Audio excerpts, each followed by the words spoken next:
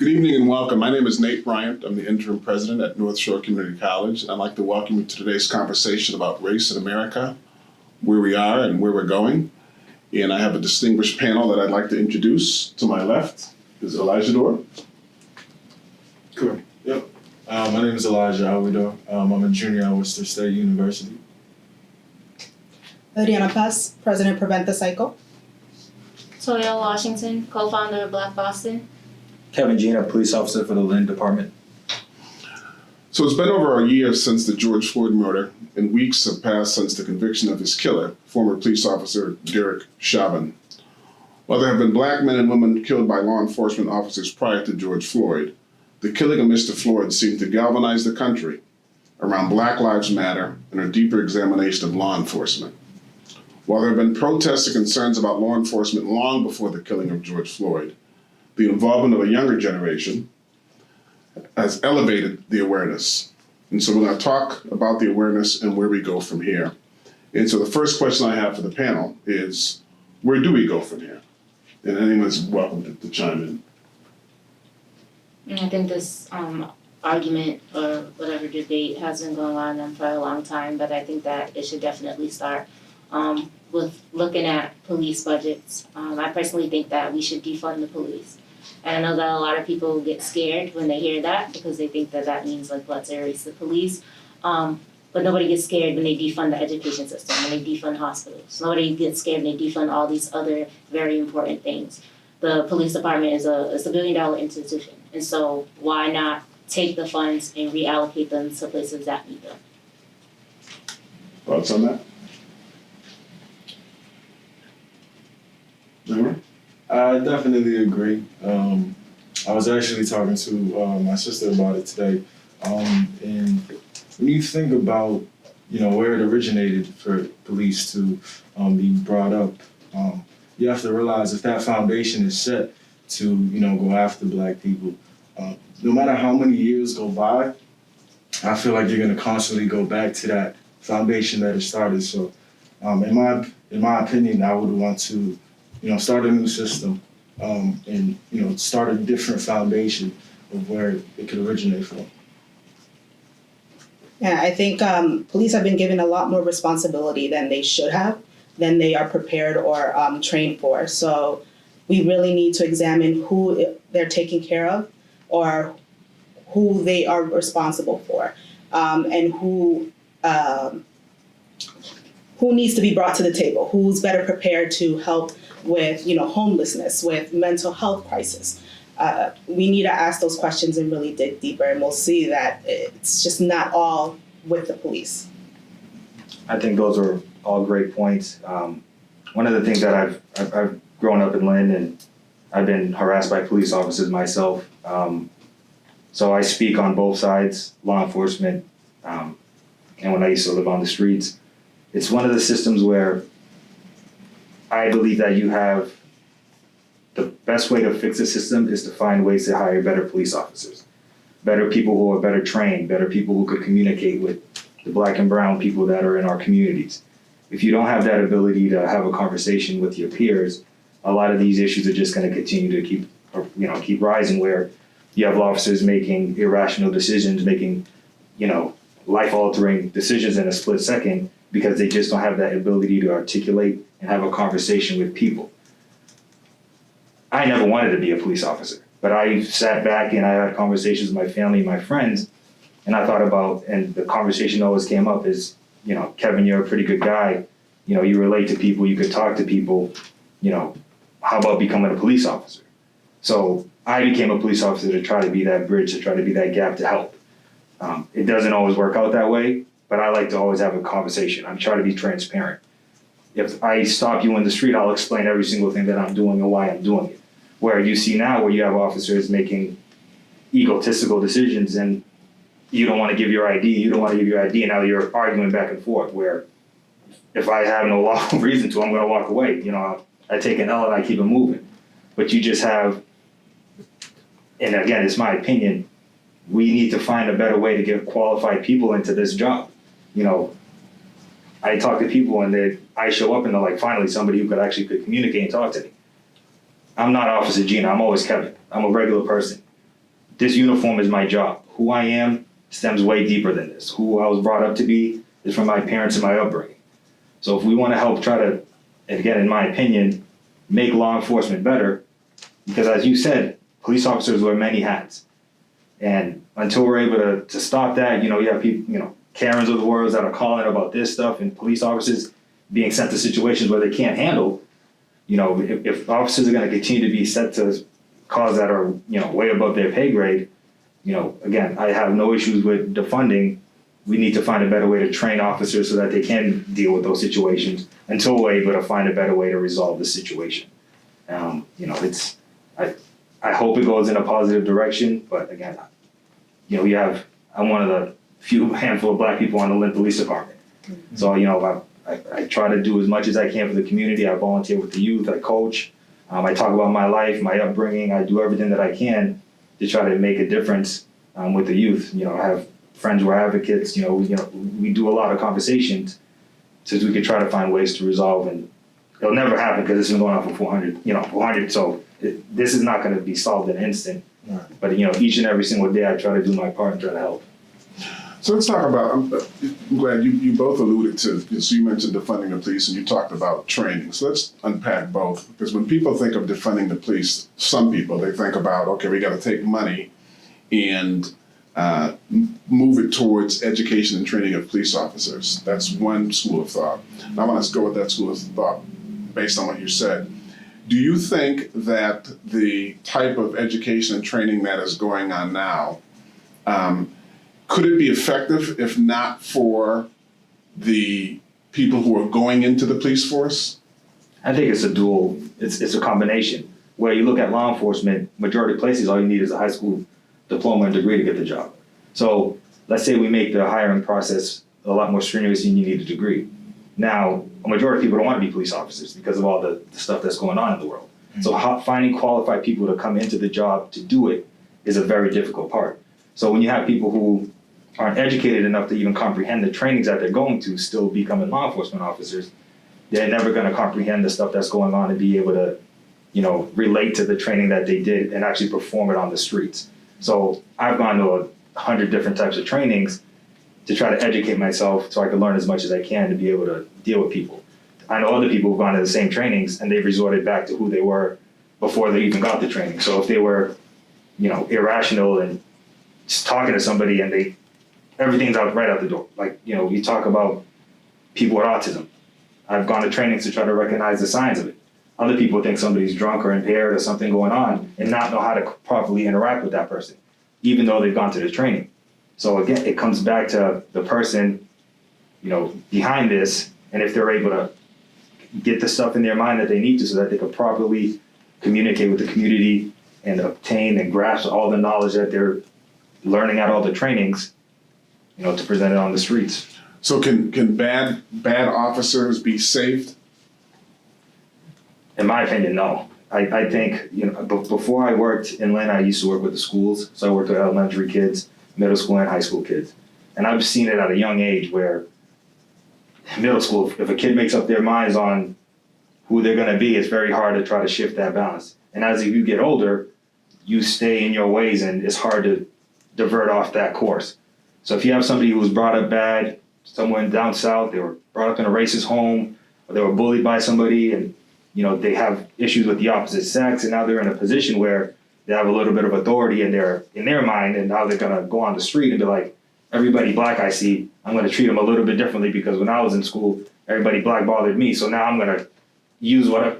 So that's where, in my opinion, it comes down to training. Education is important, even at young ages, and what their parents are doing at homes with their kids, so that they could be brought up, so that they could comprehend and be able to work with everybody. And I think some places just don't have that ability, and some people don't have that ability to comprehend it, especially officers, you know what I mean? And it's not all officers, because all officers aren't bad, but. So how do we get rid of bad? It's easy to say, let's just fire them, but the system protects them, many of them. So how do we get rid of bad officers?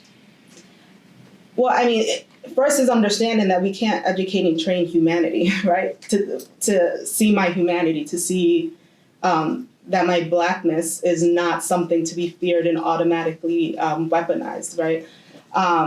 So if we had more police unions who spoke that truth, I think we could get somewhere. The problem is that we don't have that conversation. It's all about, we need to eliminate these officers and then everything is better. And that's just not the case, because the whole system protects them. Whether you're a good cop, or I say good cop in quotes, because there are some that will see bad things happen and do nothing, and they're not bad. I mean, they're not good in my book, but everyone is protected no matter what. And it takes years sometimes to really to address those concerns with the police officer. So if they do something, they are protected, and at 2 years to fire one, or months to fire somebody else, where in any other profession, they have standards and protocols that they follow, and the repercussions are swift. So understanding the deep layers is first. And second, understanding limitations. Understanding that cops are not social workers, they're not counselors. They are there because of to address violent crimes. So let's stick with that and give the professionals in other areas the work, the resources to address these different concerns. Education, I'm not sure, because Chauvin, I think, had a bachelor's degree, if not an associate's degree. And so were all his accomplices. And yet we saw what happened. So will education and training actually work? I don't know. Yeah. So I think I have like two takes. So one is just thinking about the whole purpose of police. So because just kind of as mentioned here, we understand that they're not social workers, they're not counselors, they're not all of these things. If people don't understand that police are supposed to be around for intervention, not prevention. They show up after something has already happened. And we need to focus more on prevention. We need to make sure that things are not happening that you need to show up for. And so just thinking about, can we change bad cops? No, we cannot, because that's going back to intervention. But why are we trying to intervene with people who have already made their mind up? Even after all these years of high school, maybe going to college, and then maybe going through this training, it's just like, if racism is already embedded in your mind, there's no way to intervene. And this is why I do work with young people. I don't want to work with the older generations, because you already have decades of learning like wrong behavior. And so I think that on that end, there is no way to change a bad cop. But I think that the whole point of defunding the police and reallocating funds to other places is so that when you're going through this process of hiring cops, because they're just here to step in for when violent crimes happen, you don't have to think about so many other different aspects, because this is the only thing that's going on. Like, you're showing up after the fact for these violent crimes, and you're supposed to just be saving people. I think about when cops have to show up to suicide attempts, and it's just like, I'm already clearly traumatized to the point where I'm going to die, and now I'm being walked out by the cops. Like, it doesn't make any sense. And so, to that end, I just think that there's no way to change a cop's mind if they already have racism embedded in them, which is why you got to put money into places that someone's upbringing turns into something that doesn't turn into someone with a racist mindset. Elijah, anything to add? No, I think they all covered it. No. So what I hear from you is, which I never thought about in that context, but if you provide funding or provide resources, it would cut down on the problems that are existing, which means there'd be less opportunities, there'd be less time for police officers to have to intervene, essentially. Exactly. Right? No, that's a valid point, very valid point. One of the questions I always get is, how do I respond when someone says all lives matter? Did you want to go? Because I know you did a list, but I had the same thing.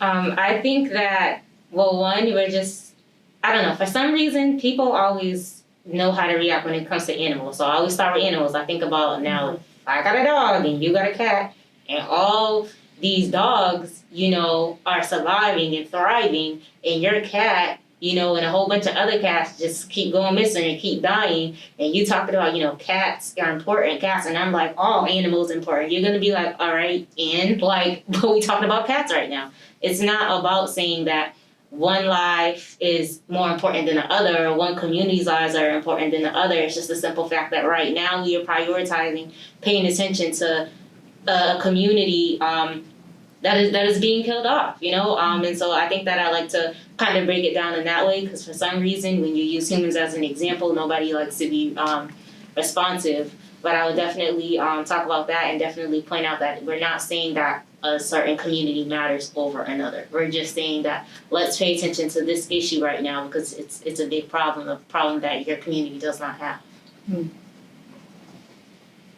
I like that explanation. I think animals is always the best way to kind of explain this. But at this point as well, it seems to me that those who call out all lives matter have purposefully stayed in ignorance, or are just choosing not to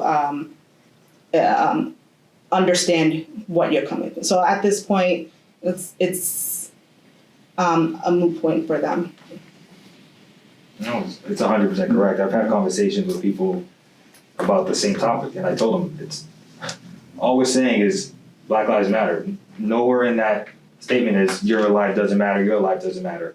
All we're trying to just say is, well, look at us, we're here. Pay attention to everything that's been going on in the world involving Black people. Even if you need to take a seat for a second, you know, just to let us talk, and you see people just, they feel like, oh, you just talk about Black lives. I don't feel important. I don't feel like I'm involved, so I need to bring my race into this, and we need to bring everything else into it. And that's not what the whole movement is about. Is to just say, just pay attention to us. Like, we've gone through so much in this world, and we want to have a conversation about it and try to find a way to make it better. So I have conversations with people all the time about it. Can I add on to that? Sure. Absolutely. I also think that it's important to acknowledge the role that the media plays in this, especially with the way narratives are spun. And I think that when they talk about Black Lives Matter, the organization, the movement, people don't want to say Black Lives Matter because the narratives in the media always showcase, oh, they're doing this, they're doing that. And because of that, a lot of people are like, no, we don't want to be associated with X, Y, Z, and therefore this whole movement, this whole idea of Black Lives Matter is a problem. So I think that it's also important to kind of just acknowledge how the media can flip narratives and change the perspectives of people who aren't educated, because a lot of people, especially in my generation, nobody gets like newspapers in front of their door anymore. Everybody wants to go on Twitter, everybody wants to go watch TV, everybody wants to go do all these things to get educated. And so it's just like, if you have such a huge platform, then the right thing to do is to make sure that the correct narrative is spun so that people can actually get educated, so they know that the idea of Black Lives Matter isn't just, going and looting and doing all these different things. Like, it's beyond that, and just telling the truth. So we talked about some of the issues, some of the problems. I want to turn to like solutions. So let's start with what advice would you give to your white colleagues about how they can help? I think that it's really important to recognize that activism, the term activist is an umbrella term. It's not just going out and protesting or lobbying or things like that. You can be involved in many different ways, right? You can go protest. You can be a teacher. You can do activism through your art, through your music. It doesn't just have to be this one thing. And so I think it's important to think about what you're passionate about and how can you incorporate social justice into it. And that's where you can start, no matter what it is you're doing, and making sure that you're speaking up in whatever space that you're in. You could be in a space that has absolutely nothing to do with social justice, nothing to do with race, and you're like, well, why don't we include this? Why aren't we including Black people? Why aren't we including women? Why aren't we including LGBTQ folks? Like, why aren't we including these people, no matter what space you're in, and not viewing people's identities as something that has to be political? And so you're like, well, why are you making this a political space when it's not? It doesn't have to be political. It's about being inclusive, and that's a part of activism and allyship. Yeah, and it's always self-analyzing, right? What is your space? What is your role in this? What have you done? What haven't you done? And taking that piece and putting it into action. What can I do in my sphere of influence?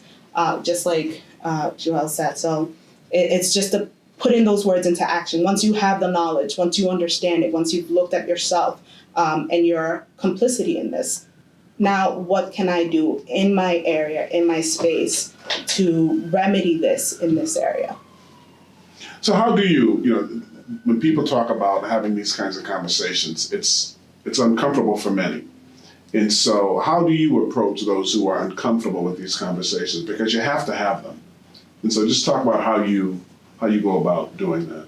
Anyone? They have to keep having them in order to not be uncomfortable. The reason why they're uncomfortable is because they haven't had these conversations to the extent that we have them, right? This is a normal conversation every day for me in different capacities. So that's what needs to happen. You need to be uncomfortable until you're not. And you're going to learn, you're going to make mistakes, you're going to say the wrong things, but that should not hinder you. Say them in a space where people are willing to correct you and you're willing to take that correction and apply it. It's great advice. I always tell people nothing changes if nothing changes. So when I have my conversations, when I go to a call, or just even when I'm not working, when I talk to my white friends and the white colleagues, I explain, when you go to a house party and there's all black people, all Spanish people, I try to lead and talk to them just because I've been there. I know that environment. And sometimes just the way they come off is right off the bat is negative. So I try to explain, I'm like, it's not, you don't need to be that serious. Just have a conversation. Hey, just so you guys know, this is going on, this is going on. And I don't know if it's fear, intimidation, or whatever the case may be but it's just unable to relate. That's what I think a lot of different races have that problem when it comes to black people. So I try to say, you guys did X, Y, and Z wrong. Like you came at this, you went from 100, you were at 100 right off the bat where you could have stayed at 0 the whole conversation, just so you know this was going on and have the conversation. So I try to do that again, but what we talked about earlier, some people, they are who they are, and even if I have a conversation, I explain the situation to them. I worked at 2 other departments before coming here. Some people, it's just who they are, who they were brought up to be. They don't have an on and off switch. They go and it's on for the whole time. But I still try to have that education. I still try to have those conversations, because if I don't have those conversations, nothing changes if nothing changes. So I try to do my part and try to educate, try to have these talks, and hope that it reaches more than just a handful of people that I work with. Because I work the night shift, so I don't even see people during the other 2 shifts. Hope that they have those conversations with other people and it continues. Which is the same thing when I work with the kids, I have the same conversations with them, because I want them to know as well, if something goes on, I tell people to call me. I give people my personal number. If there's an issue, call me. Because I'd rather you have a conversation with me and I'll help mediate, just so that things don't escalate to the point where they don't need to. But I was brought up different, so I see things a lot differently than other people. So all I try to do is continue to educate and continue to have conversations and hope that it slowly but surely, will improve over time. And that's the end goal. So one thing I've noticed in my 50 plus years on this earth is that it seems like this generation, your generation, more than any generation I can recall, has really stepped up and said, enough is enough. Speaking loudly, you have a voice, you're going to be heard.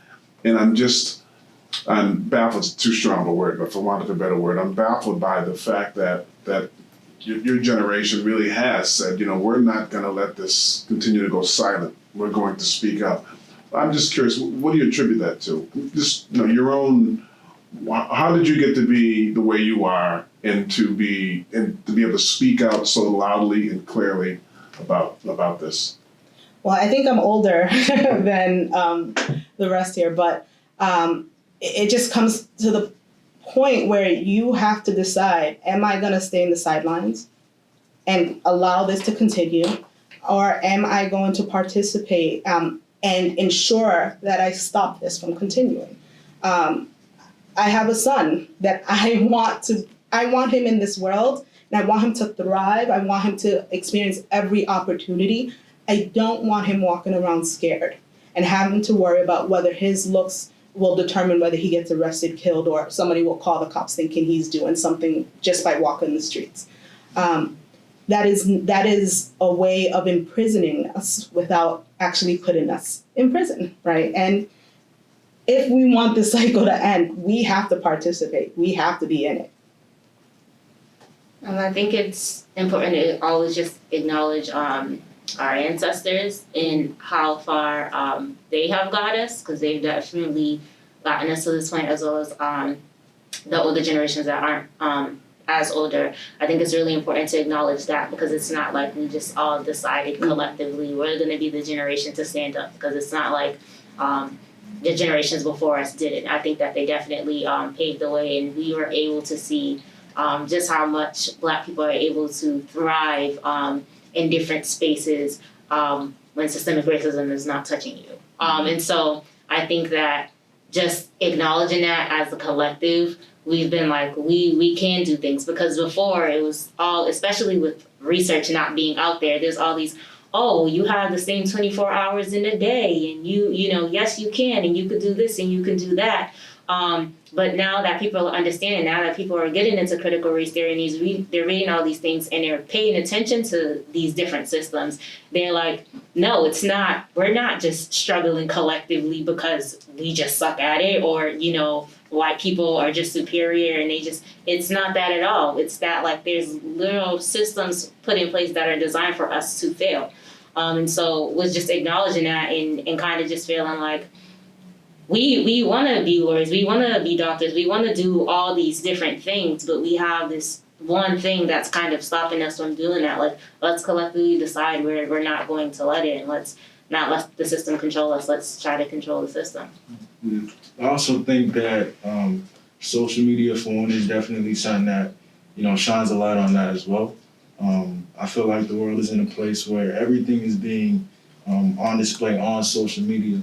And I feel like once, you know, the younger generation sees that, they want to do their own research on, you know, their ancestry and everything that's been going on in the world. And I feel like, you know, social media is a big help to us kind of wanting to make that change. Okay, sorry, I have something else to add. And I also think it's very important. Nobody acknowledges how much Trump has, like, pissed so many people off that, like, this is not just, because I think that just, every time there is a Democrat in office, I'm noticing, and I'm only 23, so obviously I haven't noticed too many things, but every time there is a Democrat in office, I feel like people kind of lean back, and you even notice in the last 6 months, people lean back, they're like, oh, okay, we're, like, kind of saved. It's like, no, we're not. And finally, you know, with this year, people are like, all right, we still can't let up. Just because, you know, we got someone else in office, we still can't let up. Because Trump pissed a lot of people off, because he enabled people who've been racist. It's not like they just decided, people who were racist, to be blatantly racist, to be just out there and vocal with it. Like, who cares? I get to say and do whatever I want now. It's not little things. It's not little microaggressions anymore. It's like, I said what I said, and I'm going to say it with my chest. And so he enabled so many people to do that a lot of people kind of just woke up, because sometimes things just have to be in your face for you to actually be like, you know what? This stuff is still going on.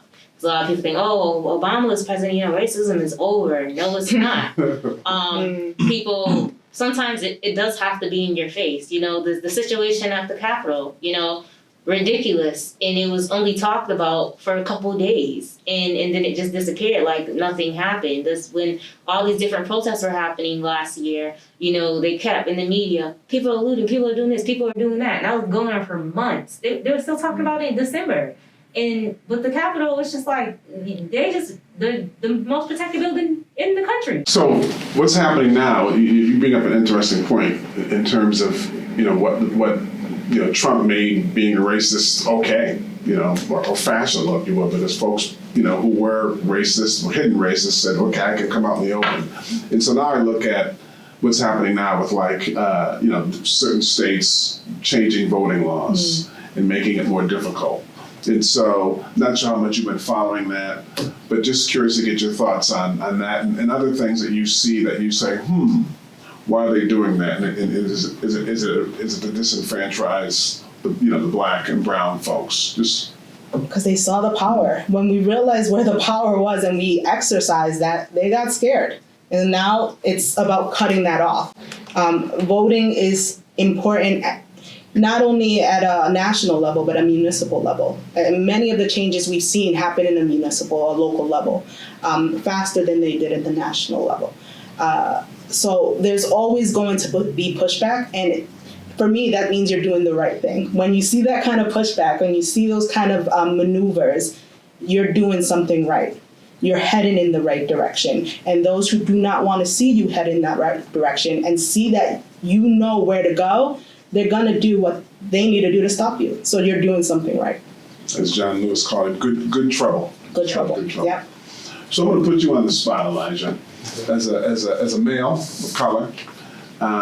Just talk about, how do you feel, or where do you feel you are in society relative to what's happening around you as a black man? I'm going to ask you the same question, but because certainly there's been black women, as we all know, who have fell victim to police brutality. But I think of my own upbringing and what my father told me about police officer comes to your car, keep your hands on the wheel, yes officer, no officer. So just talk about how you navigate society as a black male. One thing I can say is that being a black male, it's very frustrating having to go through the cycles and just be on the streets, just walking down my street, having to always have my guard up, and just going places and getting attitudes that I wouldn't get if I was a different color. It's sad. And what I do to kind of cope with it, I'm a Christian. I'm a strong believer in God. And my faith, my peace, everything that I rely on is on Him. So anytime that I have a problem with that, I'll get in my car, I'll put on my worship music, I'll find my peace in God.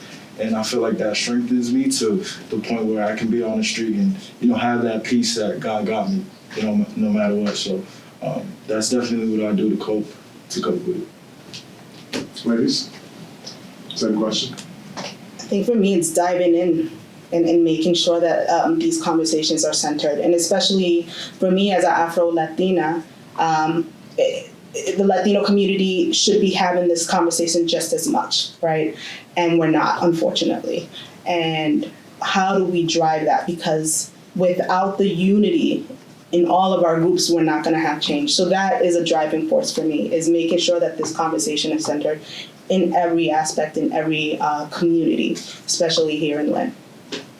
Yeah. I think it's always just important to recognize how intersectionality comes into play with situations like this. So it's just like, I'm not only oppressed by being Black, but I'm oppressed by being a woman.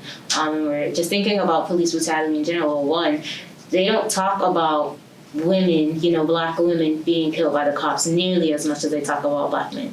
I talk to plenty, of the men in my life, and I go, name 5 Black women that were killed by cops. Crickets. They could go on a list, Black women. It's not like, it's happening way more with Black women, because if you look at the numbers, that's not the case.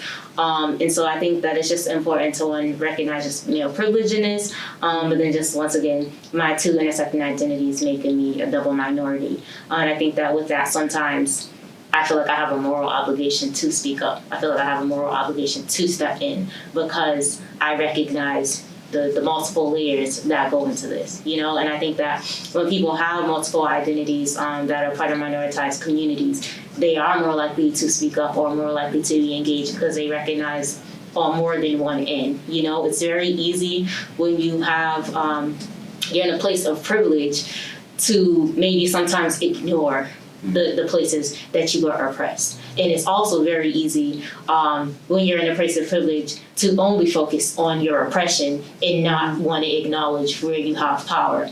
And so for me, I think that my place is kind of just making sure that we're acknowledging everything, because sometimes people go, well, why are you bringing this up? You don't want to divide black men and women, or you don't want to divide this and that. But it's just like, it's not about division. If we're going to bring something to the light, let's bring everything to the light. Let's put everything on the table. Why do we always have to do one issue at a time? There's too many things in the world that needs to be changed for us to be going, let's focus on this decade, let's do this. We're not doing that. We need to focus on everything. Because like I said, like you cannot change a system that was designed for us to fail. Like, you have to dismantle it, and that means you have to take each part down. You can't just take your time, but let's take this part off, and then maybe later let's take that part off. You got to take everything down.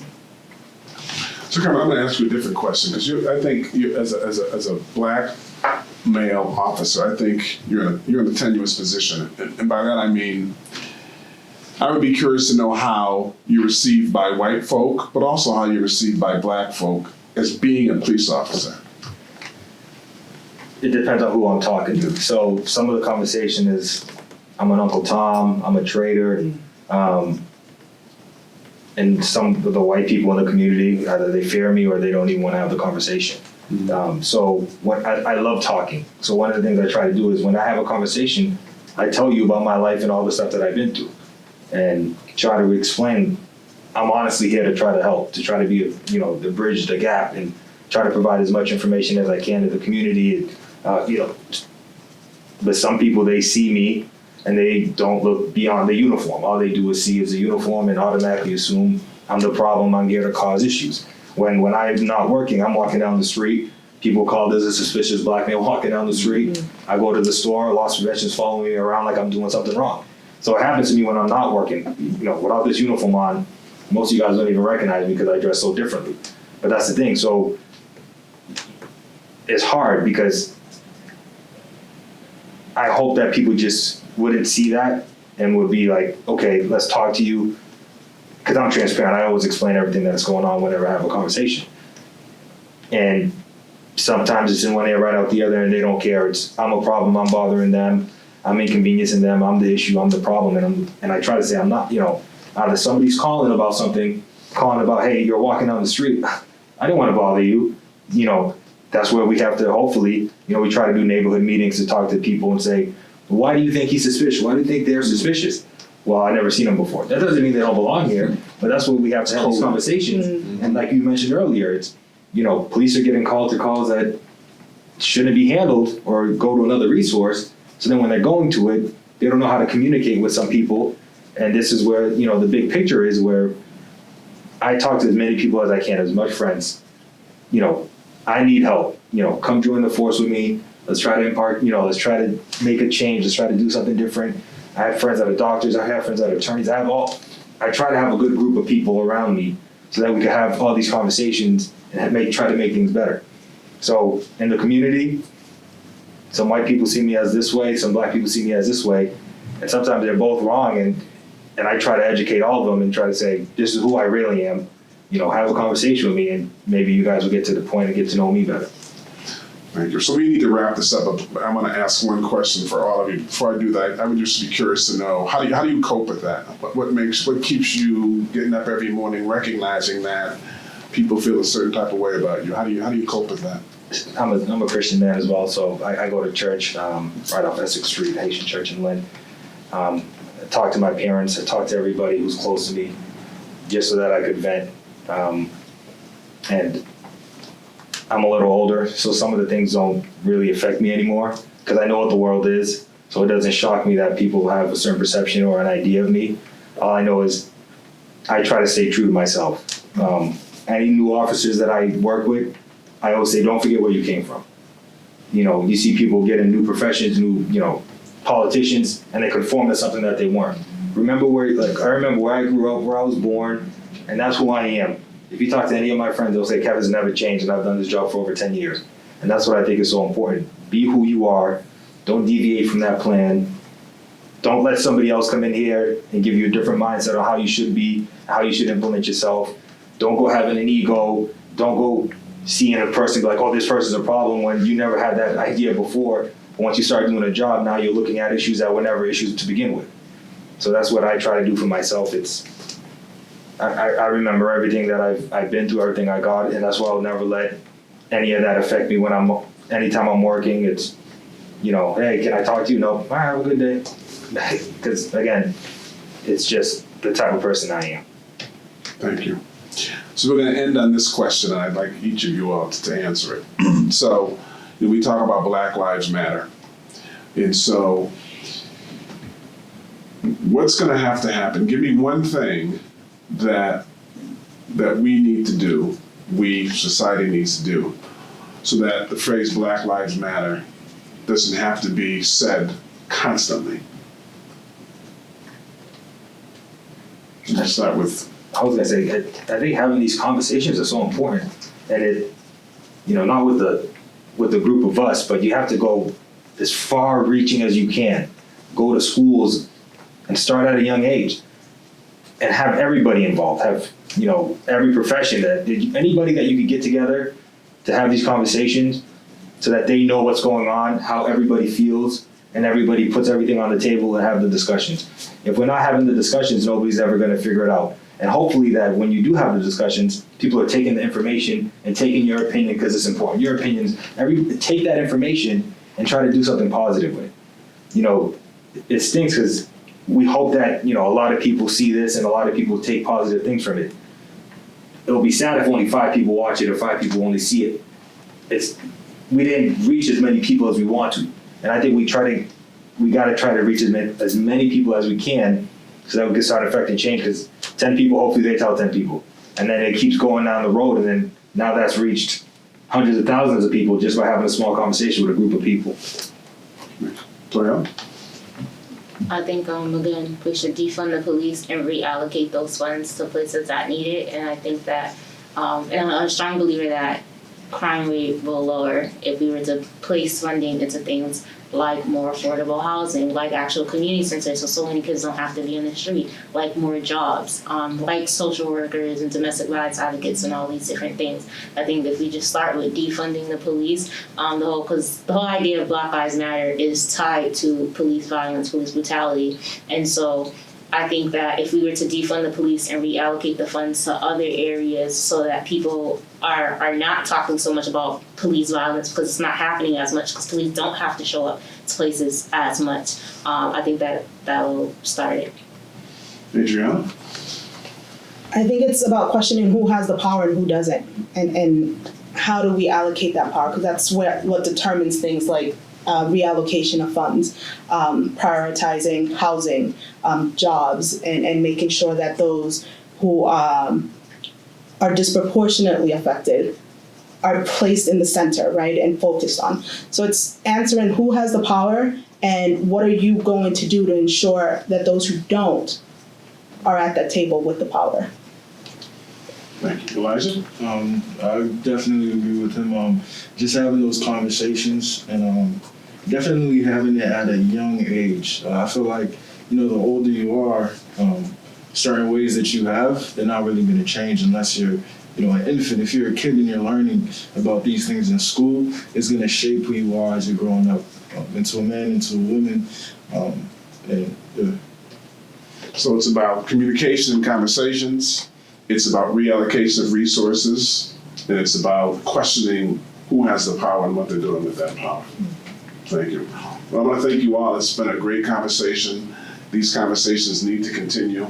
And again, I think if we have folks like you around the table, I think we're in good hands. So keep doing what you're doing. Thank you very much. Thank you. Appreciate it. Thank you.